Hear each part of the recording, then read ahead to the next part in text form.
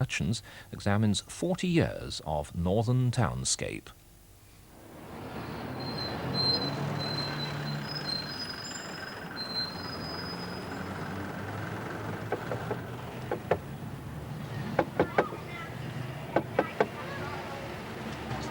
As you can see, I'm tapping what looks like the heavily cut stone facade of a classical building in Lower Briggate in Leeds. You may think it doesn't sound like stone, but it isn't. It's fiberglass, very carefully moulded to look like the real thing. If it wasn't for the sound of it, just by looking, you couldn't tell the difference. It's also bang up to date, the latest thing, the latest piece of instant history. Look across from this building to that one on the corner of Briggate and Ball Lane. When does that date from? 1890, perhaps? Well, no, not really. There used to be a building exactly like it standing on that very site. Here's an old photograph to prove it. But that building was demolished and has now been replaced by this one, an almost perfect replica. Brick and stone, 1983. Another piece of instant history. What's happening? Where is the famous modern movement in architecture? Why are we recreating these slices of the past? You'd think we'd lost all confidence in the architecture of our own time. The modern city, it seems, has come to an end, and we're reaching back into its past for inspiration about its future.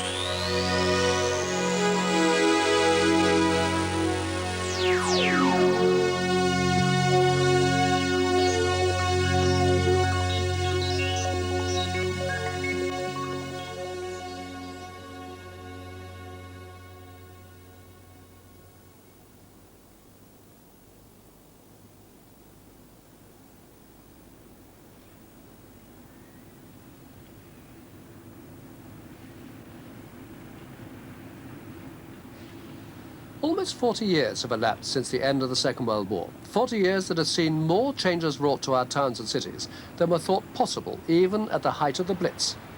But we've also witnessed a massive turnaround in thinking by architects and planners and their employers.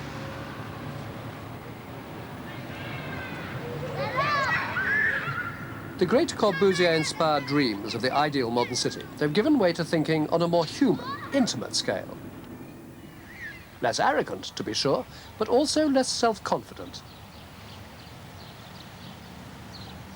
A great shift in thinking from the utopianism of the post-war years to the present mood of caution. A shift, if you like, from optimism to pessimism.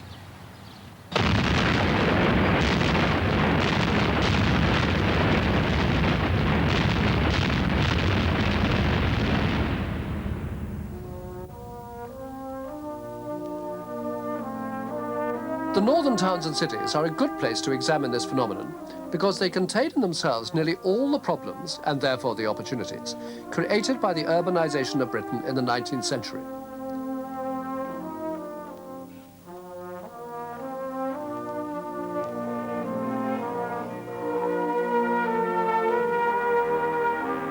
Modern town planning was founded in the north of England and in Scotland, simply because the great industrial cities cried out for change and reform. But it was a later phase that created our present urban problems. To see that, we must look back only as far as the 30s, and then concentrate on what happened after the Second World War.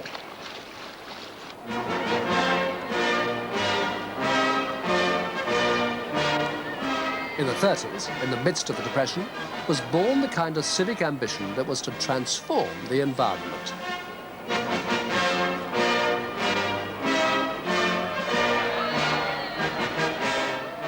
halls had been built amidst great clamour in the 19th century. Now in the 30s, partly to embody a new spirit, partly to provide work for the unemployed, they began to put up civic halls. Here's George V opening Leeds' new hall in 1933. A typical municipal palace of its time, classical, restrained, built to house the ever-growing army of bureaucrats recruited to meet the ever-growing demands of the masses.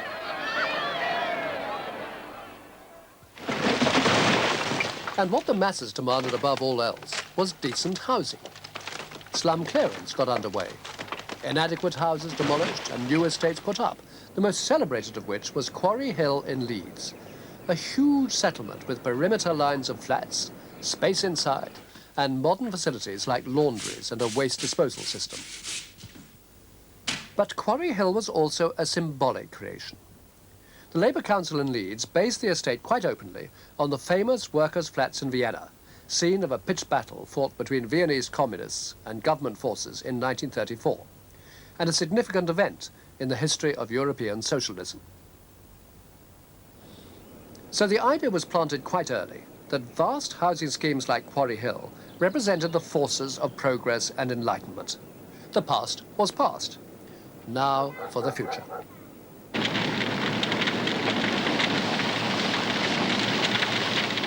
The seeds of change were sown in the 30s, but it was the war and the mood that followed it that created the opportunity. For some towns, the Blitz forced the issue. Hull, already a city in decline, took a fearsome hammering, nearly 100 major raids altogether. Herbert Morrison said that no city in England suffered more. Of the 91,000 units of housing, fewer than 6,000 escaped damage.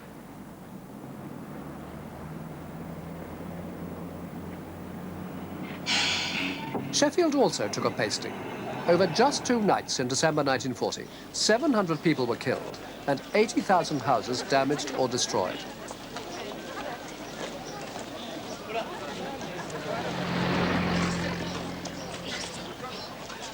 A catastrophe by any standards.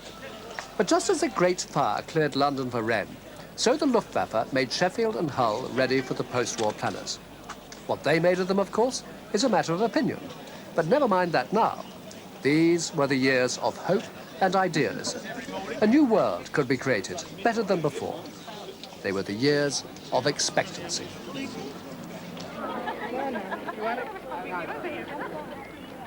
Above all, they were years of plans. With a socialist government in power, new men everywhere, and a generation of troops back and ready to do things, the new society had to be a planned society.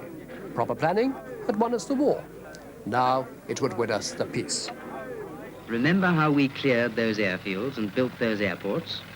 Well, we've got the same machines and we know the new methods. So we can do it again for the new housing sites, the roads and the towns. Yes, and we're going to do it right this time. It isn't only houses we want, it's whole neighborhoods, do you understand? We'll need schools that are handy to the houses and away from main roads. We'll want the shops where we can reach them. We'll want health centers, clinics, libraries, nurseries, parks, cinemas, theaters, the whole bag of tricks, located, designed and carried out to a proper plan. We know how to do it and we're going to do it. Housing's only one thing. Roads are another. Merchant shipping another. Schools and hospitals another. It's endless. Exports. We've got to make goods to send abroad. Up to a certain amount. No more, no less. Planned, in fact. Motor cars. Why not? But it's all got to be done according to a plan. Plans, plans, plans. Plans for everything. For land use, for social security, for the health service, for all the components of the welfare state. The Great Town and Country Planning Act of 1947 obliged local authorities to produce plans for areas urban and rural. Already, many towns and cities had commissioned advisory plans, which would provide inspiration for the statutory plans, which would take more time.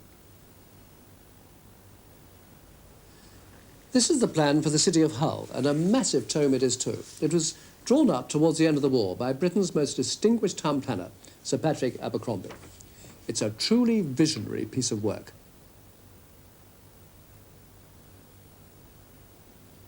The city centre of Hull, devastated in the Blitz, was to rise again from the rubble, with everything planned, zoned and reshaped.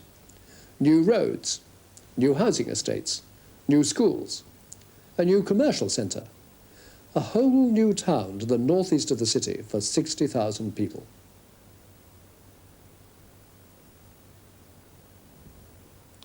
But what was really significant about this ambitious plan was how precisely Abercrombie caught the mood of those post-war years of expectancy. A true man of his time. There must be change, always change, as one season or one generation follows another. Abercrombie's plan for Hull involved demolition on a scale that made the Blitz seem quite restrained. Down would go the splendid City Hall, to be replaced by something called a civic centre. Down would go the grand old dock offices, described by Philip Larkin as one of Hull's sudden elegancies. But needless to say, the plan was never realised. For a start, it assumed a huge rise in population. In fact, Hull's population has fallen since the war. It also assumed ever-increasing wealth and industrial expansion, and that didn't happen either. Hull actually ended up with a planning and architectural disaster. The critic remarked in 1953 that confused public taste, harsh economics, and timid architects had all played their part in the visual tedium that is post-war Hull. Banal, commonplace buildings, the architecture of anywhere. Sheffield's plan was published in 1946. It cost 5 bob and enjoyed a brisk sale locally. Like Abercrombie's blueprint for Hull, the Sheffield plan cast its net wide. The entire city came under scrutiny, with different areas allocated to different purposes. A huge wedge in the northeast, for example, being assigned to heavy industry. The ultimate aim was to ban all housing in the industrial zone. The city centre was earmarked for some real treatment. Top priority was to be given to developing the area around Sheffield's late 19th century town hall. Lots of demolition, of course, to make way for our old friend, a civic centre. Here's what the plan had in mind. A big green space in front of the town hall, and facing it, a vast new court building, bigger than the town hall itself. The architect and planner Lionel Esher described it all as grandiose and absurd. But as with Hull, it didn't happen. Sheffield turned its attention away from its public buildings towards housing and roads, where it followed some of the suggestions in the plan, notably for an inner ring road to speed traffic around the city centre.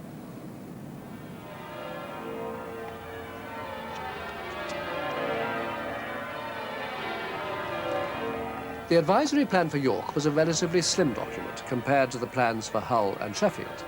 But then York is a slimmer city. Even so, it was to be seen in a new light, a medieval city surrounded by green fields, and a new inner ring road encircling the ancient walls.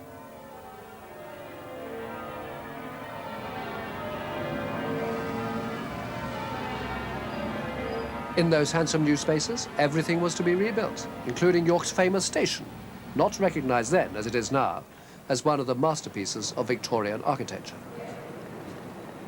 That at least was a long-term plan, but the report noted realistically that the proposal to demolish the station would probably be said to be impracticable.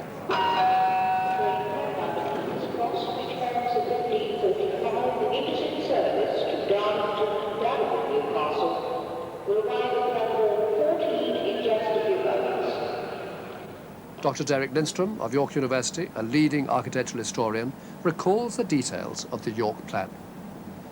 Yes, it's an interesting one historically. It's entirely out of date now, of course, but you can see that it stretches back to the idea of the 19th century of taking down the fortifications and putting a ring road round, like the Ringstrasse, for example, in Vienna.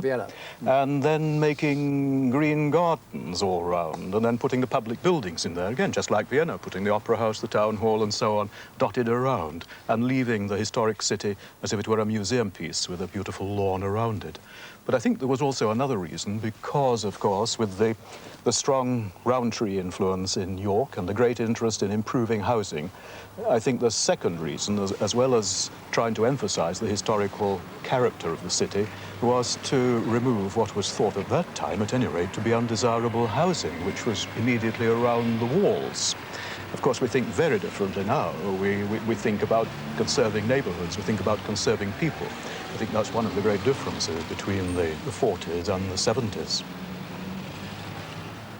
Indeed, no such sentimentality concerned the visionary post-war planners. The buildings scheduled for the bulldozer included all of these in Gilligate, hard by Booth and Bar. Thus would the medieval city be revealed in all its uncluttered glory. It's interesting. It's a very English idea. It's like the Department of the Environment, putting beautiful green lawns around the ruins.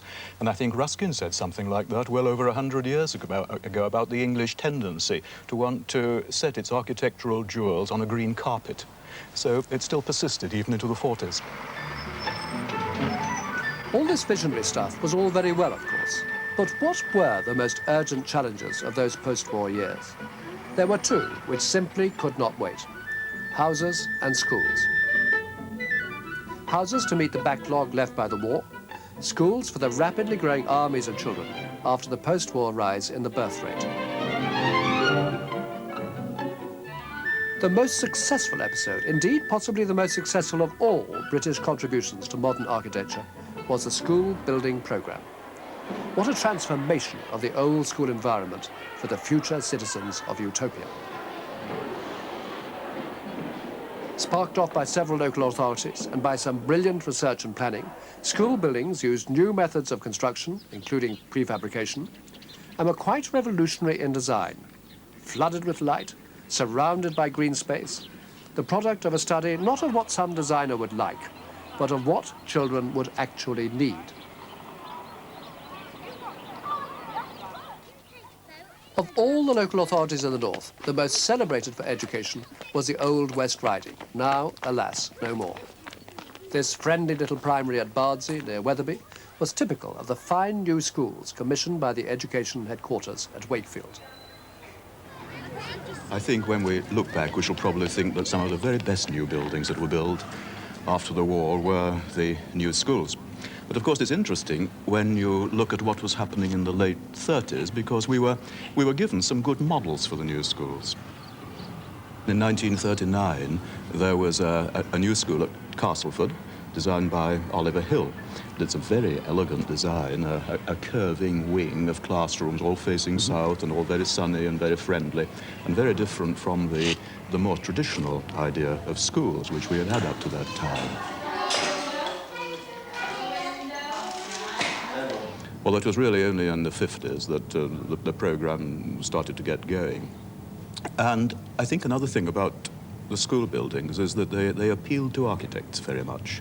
The new generation of young architects felt that here was a very special problem for them. A school presents an architect with many, many possibilities of interpretation and solution, because there are a lot of different elements of different sizes in it. They can be put together in an almost innumerable number of ways. This is one thing. But I think the other thing is that, as we know, there was this idealism in the years immediately after the war, and there was the feeling that a new generation needed to be brought up in a beautiful environment. And if one believes, as I'm sure one does believe, that the environment affects anyone where he is living, or the child where he is brought up, then of course there was a feeling that by providing beautiful new schools in beautiful environments, the generation was going to benefit. We were going to have a better future for everybody. It was all part of that utopian idealism in the years after the war. But even more pressing than the need for schools was the demand for housing. The Conservatives have got back into power in 1951, partly as a result of an election pledge to boost the house building programme. Cabinet Minister responsible, Harold Macmillan, was characteristically quick to spot the political advantage involved, and by the end of 1953 was able to announce that he'd already beaten the housing target. We know now that we have built more than 300,000 houses, new houses, in 1953. And this house which we are opening today, we have not the official returns, and I must be careful that all this is unofficial, but still, this house which I am opening today is, we believe, about number 310,000. Until the 50s, council property had generally been cosy and suburban. Terraces, semis, or low-rise blocks, and with gardens. Every Englishman likes his bit of garden. But if that really is impossible, let's at least have our own front door opening onto the street. But the spirit of the age was hostile to such modest ambitions. Architects everywhere seized the opportunity to transform the environment and go high.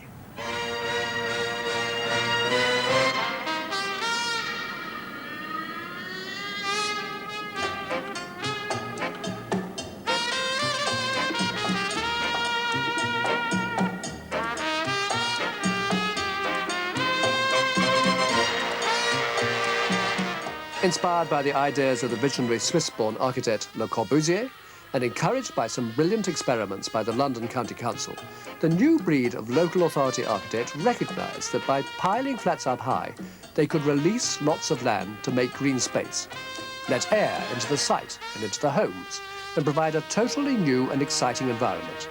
Or so they thought.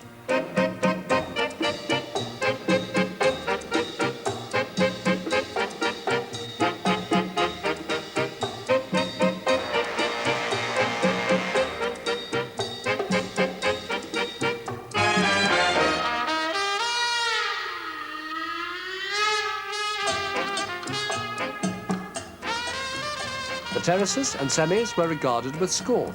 Here was something new and absolutely of its time. Modern technology had opened up the possibilities. And all the evidence at first suggested that the architects and planners were right. People queued to get the top flat. Councillors claimed credit for going high. The odd small voice raised in protest was dismissed as fuddy-duddy. To be against the tower blocks was to be against progress, to be against the future itself, reactionary, life-denying. Not that such epithets worried John Betjeman. I have a vision of the future, chum. The workers' flats in fields of soya beans tower up like silver pencils, score on score. And surging millions hear the challenge come from microphones in communal canteens. No right, no wrong, all's perfect evermore. No city more vividly and dramatically displayed the conviction about new housing than Sheffield.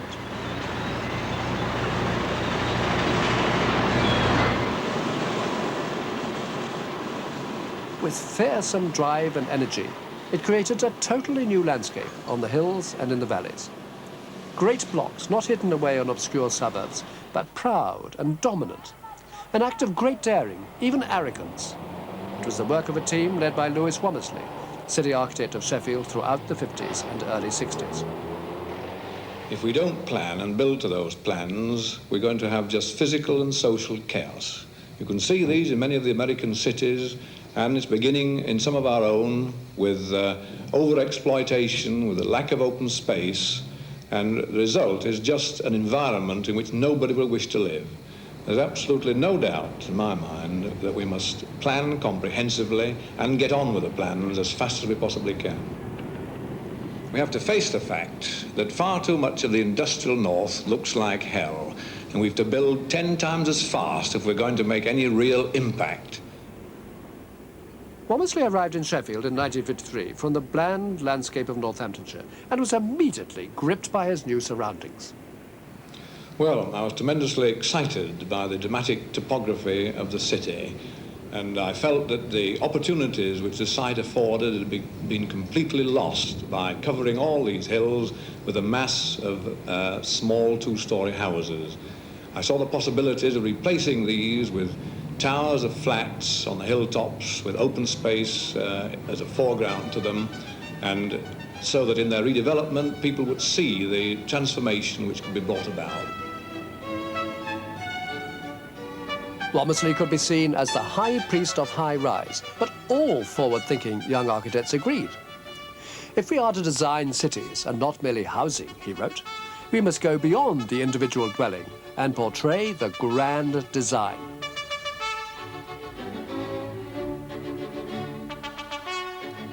The grandest of all Womersley's grand designs sits bang in the middle of Sheffield, Park Hill, eventually to form part of the biggest municipal housing block in Europe.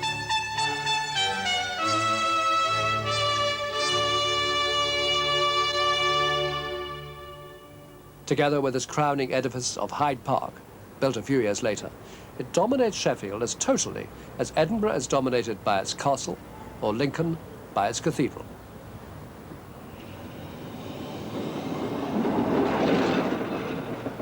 Before the area was cleared in the early 50s, Park Hill was a typical inner-city twilight area.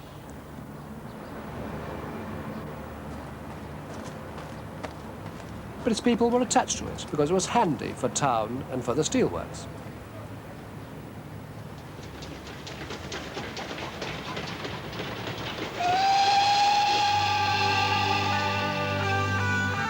What Lewis Womersley and his team did was to replace the whole community with a fantastic new three-dimensional city.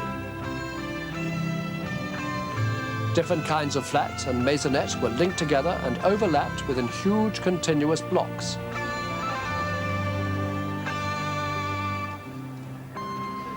And it had not just galleries, but streets in the sky, wide enough for promenading, delivering things, and being sociable.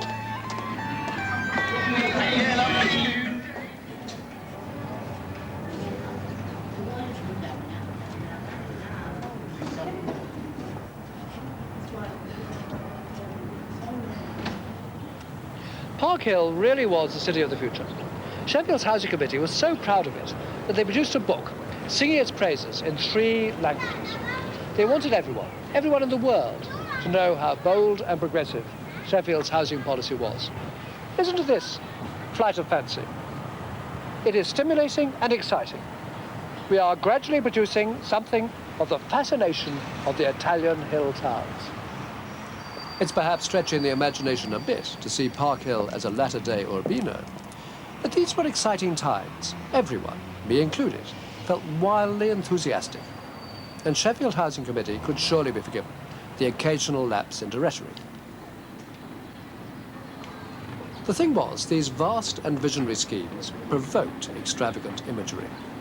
Megastructures like Park Hill were more than mere housing developments. Like Quarry Hill, Leeds, a generation earlier, they were symbols. Cities of the future indeed, and all the comments made in the press in many parts of the world seemed to confirm it.